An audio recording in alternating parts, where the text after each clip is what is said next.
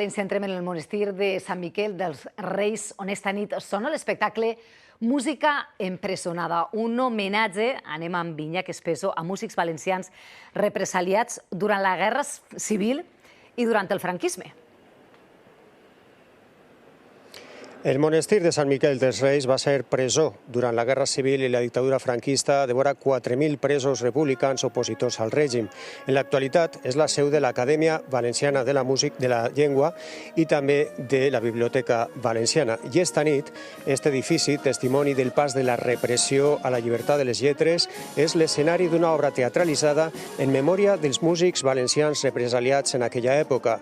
Es diu Música empresonada, amb guió i direcció de Toni Tordera i Pasqual Pastor, actors i actrius que representen en diferents punts del monestir la vida i l'obra d'estos artistes privats de llibertat. S'ha representat este cap de setmana i continuarà el pròxim dijous fins al 9 d'octubre.